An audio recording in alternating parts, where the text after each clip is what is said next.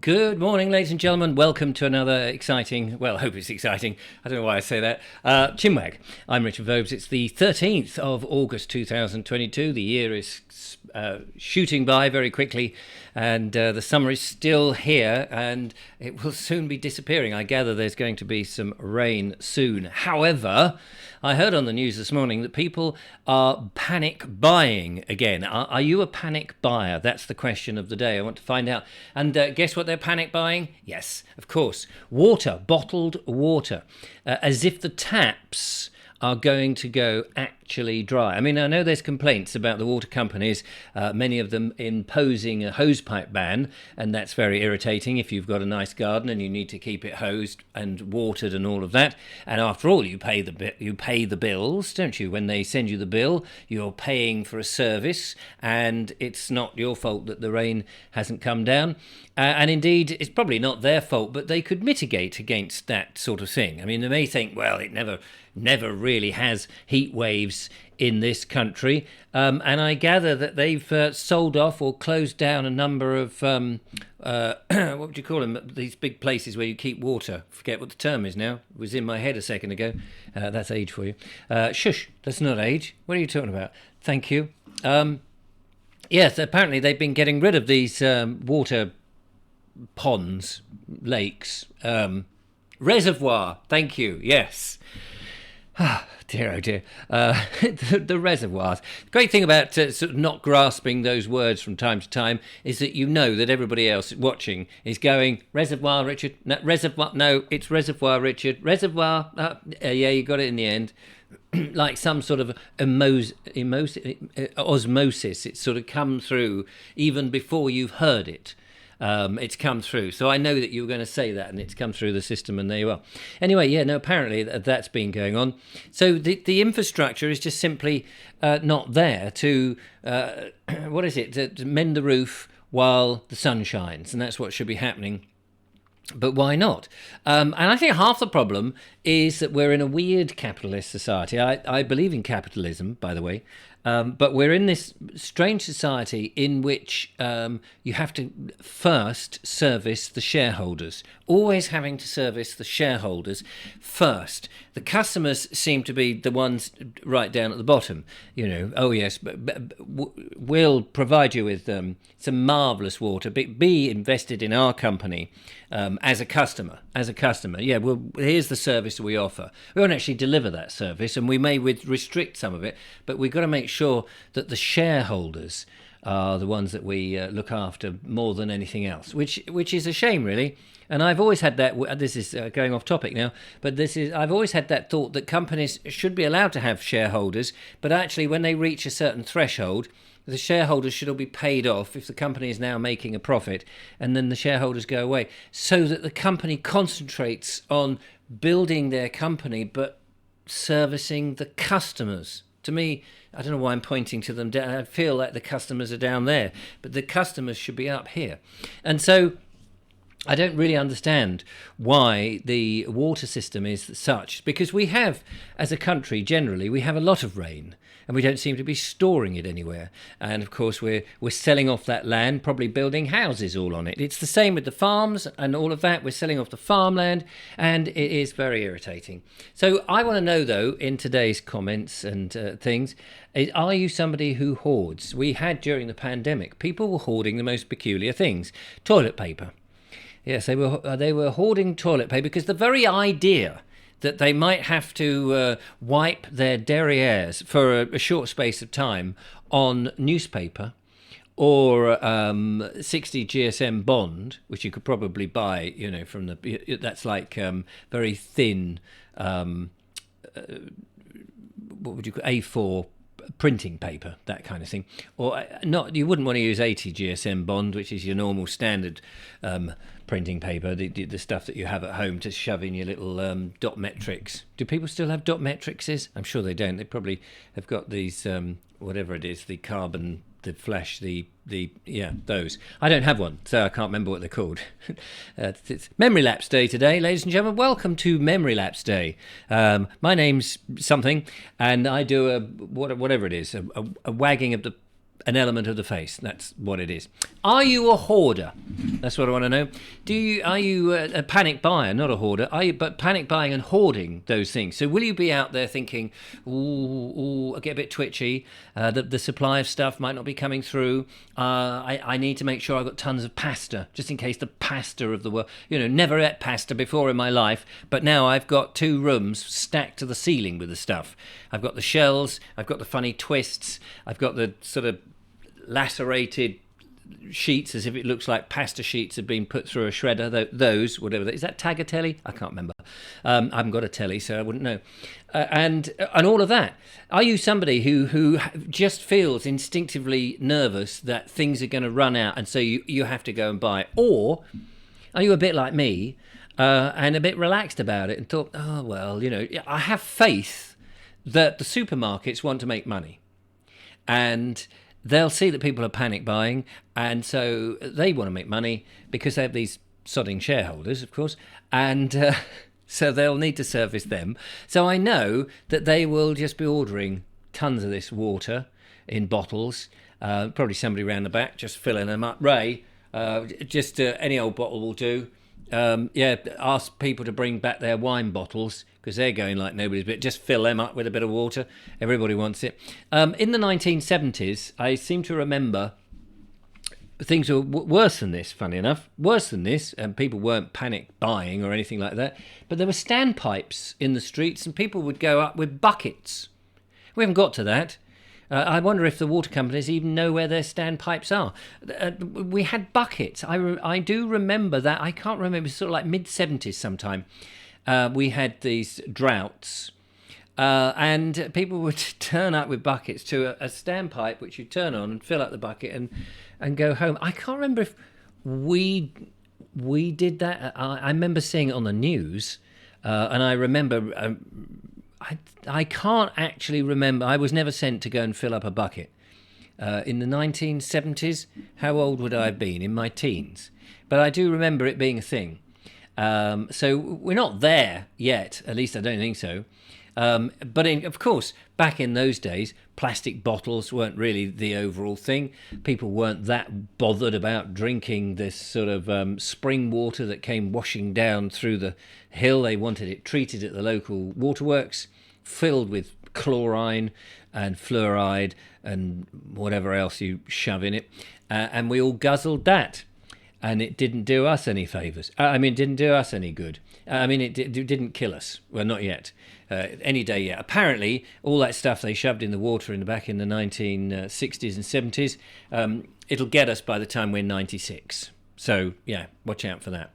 That may be me making up. But, do you panic buy? If you and are you somebody, if you see that deal, that deal on the shelf where it's 2 for the price of 1, buy 3, put 1 back, that sort of thing. You see them on the shelf there, and you think, oh, can you pass that and think, oh no? Or are you one of these other people who thinks, actually, I'm going to save money. I'm going to go to the cash and carry. Yes, I run a business. Oh yes, here's a dodgy bit of paper with a bill head on it. Yeah, that's me, definitely. And then do you go and buy, 22 million steaks of meat or chicken or whatever? Well, chicken is a meat, of course. It's poultry. I realise that. And or a big these catering tubs of coffee or these great big slabs of cheese. You're somebody who does that because maybe you have legitimate reasons to do that. Maybe, of course, you run a business and you've got to slice it up for your customers. And maybe it is cheaper. Maybe you have a massive, great big fridge that you just shove with food. Is your fridge always full to the brim? My fridge has days when it's not ever full to the brim, but it's fullish, and then it just slowly depletes because I don't have to. Even though the supermarket is just at the back of my wall, I don't always have to go there. I don't always want to go there, to be fair. But it's not because I've done a big shop. It's because I basically live on my own, and I'll cook a meal like, say, a chili con carne, which is very nice. Thank you very much. And there'll be enough for 3 or 4 meals, so I'll put them in the freezer. But I've made them in one go, so I don't tend to fill up the fridge with all these other, boxes of pizzas and boxes of. I'm just trying to think, when the kids were small, we used to do a bit of that, buy all this stuff. But I don't do that now. But maybe you are in different situations, like when the wife and I were there as a thing, and we had the kids, 3 kids, and yes, we had to buy, and we did look out for all these offers.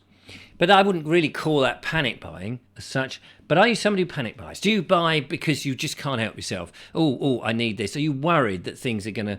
I mean, they never have really, not long term or anything like that. It might be in the short term. Have you still got... Here's a question for you. Have you still got the pasta or the toilet rolls?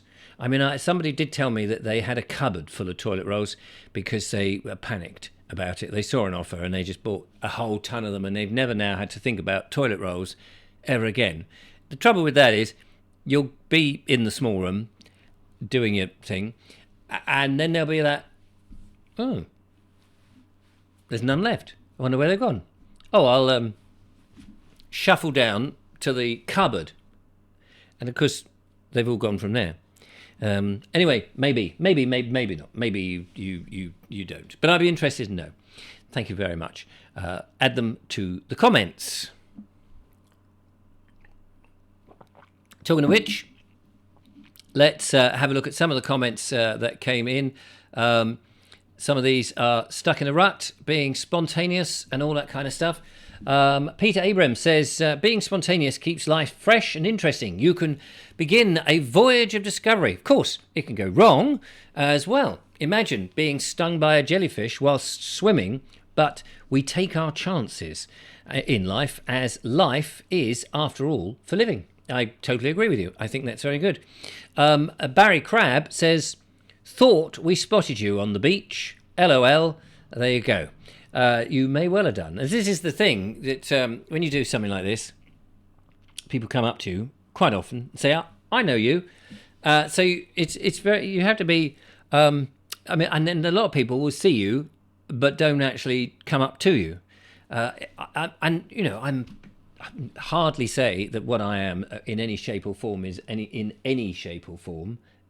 any celebrity status. But just the fact that you put yourself on social media, I can tell you, is quite bizarre when people come up and they look at you in a funny way, and you think, oh, what is it? Is it my shirt? Is it my jacket? Is it my hair? Have I got a lump of something? Or is it that you watched one of my videos or you sort of vaguely recognise me but have no idea where I'm coming from? It is quite bizarre. I really don't know how actual famous people cope with that. I mean, and if they're not making enough money to have a bouncer or someone to do their shopping for them, so they don't have to get, because you can imagine how annoying it would be. I mean, you can't keep going in with a balaclava on or big dark glasses and a hat pulled down over your head. Not because you don't want people to recognise you. It's just it's that thing about. It's nice for me if somebody comes up and says, "Oh, hello, Rich. I've seen your videos and I enjoy them." Mostly, nobody really comes up and says, "Oh, hello, Richard. I've seen your videos. I really hate them." Nobody actually does that, luckily. They'll do that online, of course. They'll do that online because they're anonymous and they're hiding and they're trolls. And they've got nothing. If they've got nothing nice to say, if you wouldn't say it to the person's face, anyway, but that's another story. So I find that interesting. But how celebrities, though, they might once or twice say, "Oh no, thanks for watching my films or my television programs," but continuously knowing that everywhere they go, they're being recognised, and it is a double-edged sword, I can tell you. Steam Searcher says, "Wonderful! Now it comes to pass that on or during the next Bald Explorer walk, we have to cross a deep river. As it is still hot, a spontaneous swimming of the masses begins." Well, the rivers may well be quite low at the moment, so we may not actually have to do that. So it would be quite funny. Terry Banton says, "Richard, health warning." Here we go. "Too many wags of the chin could lead to double or even triple wags." Yes, that's probably very true. And as one gets older, one is, that's why you wear a cravat, I think, to hide the old crow's neck. No, that crow's feet. Chickens, whatever it is. Louise, sorry, I nearly could use Louise then. It's a nice name. Could change it if you want, but Louise is pretty nice. Louise Lage says, good for you, Richard. I can't believe it's the middle of August and you didn't get in the water sooner. I'm not really a great public swimmer, I suppose, in the past.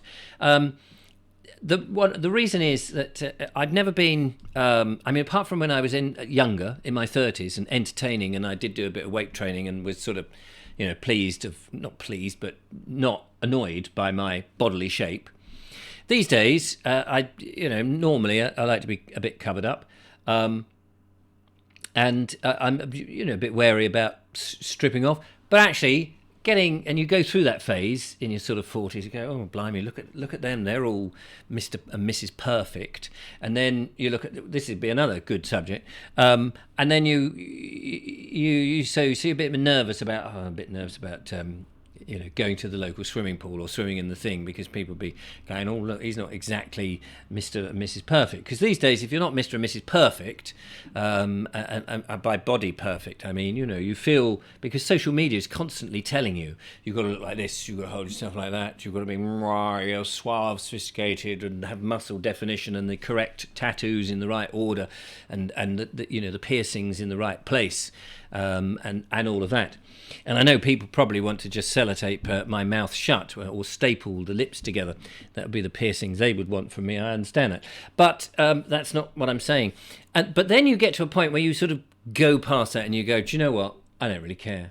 And the day before, whenever it was, I went down and I thought, and of course, I stripped down and I went in my underpants.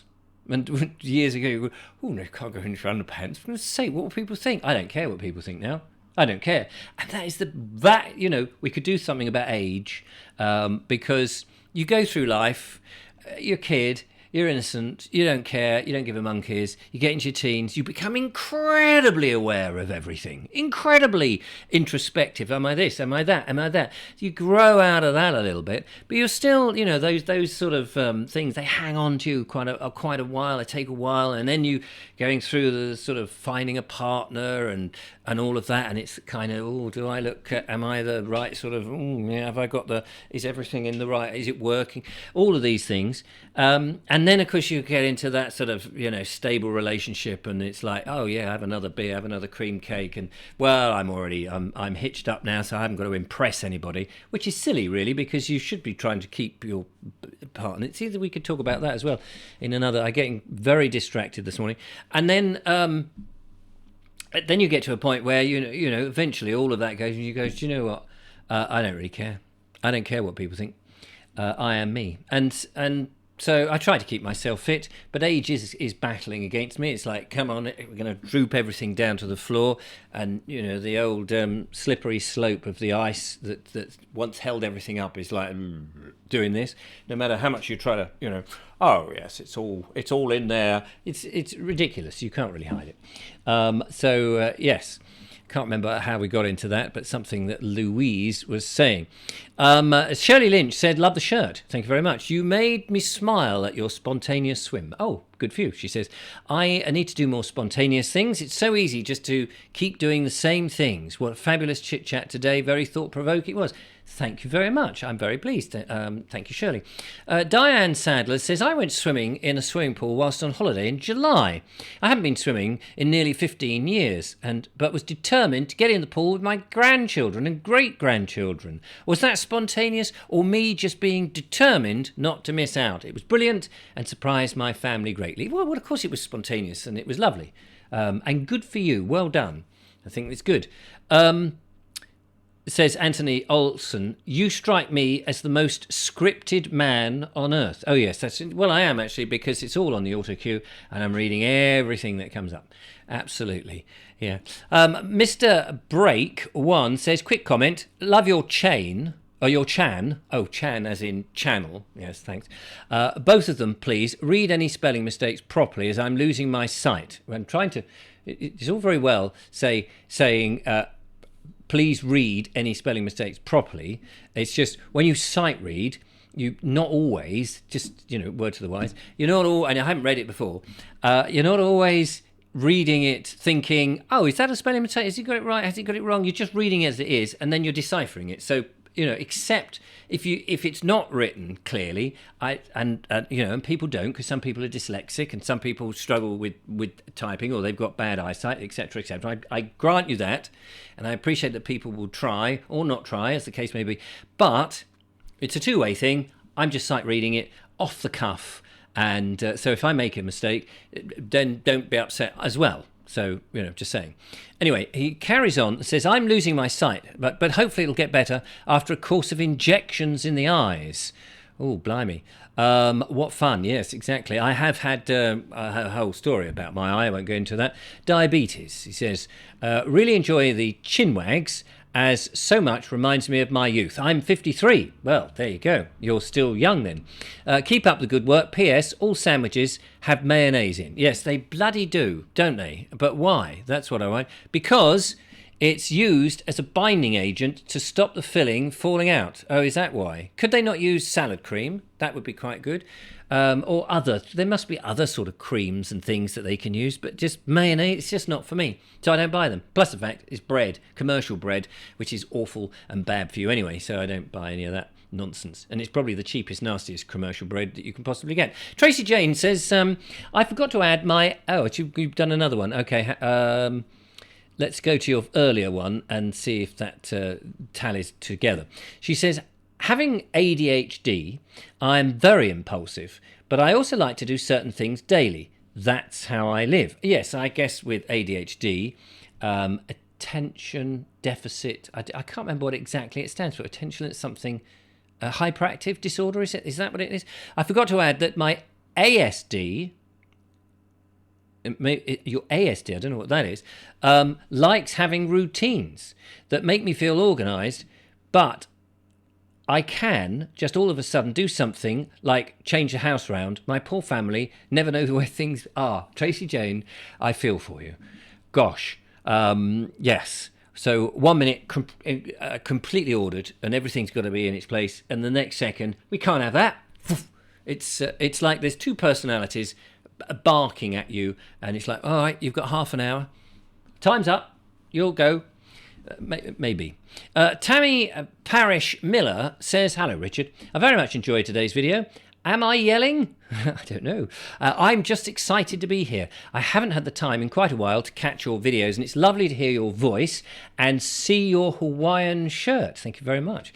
You look handsome in it. Oh, I shall go and put it on, what do they call it? Peacock around the town. Thank you so much. I never really consider myself as being handsome, so the lovely Julia is very complimentary, but I sort of accept it, but I really don't see it myself. I think maybe all of us see ourselves completely different to other people. You look very handsome. I used to do spontaneous things, and those seem to be the most fun. Yes, I do know. I think that's the problem with when you get older. It's very easy to get into that rut, and we lose that sense of just doing stuff. Whereas younger people would just do something because it just strikes them, and they want to do it. Of course, it may drive your partner or your friends and family a bit bonkers if all of a sudden you say, "Do you know what? I don't want to be here doing this. I'm going down the old nightclub and just sort of jive, or I'm going to go and dive off the pier, or I'm going to get a plane and just go straight over to France or Malaga or wherever, Mallorca." Yes, fascinating stuff.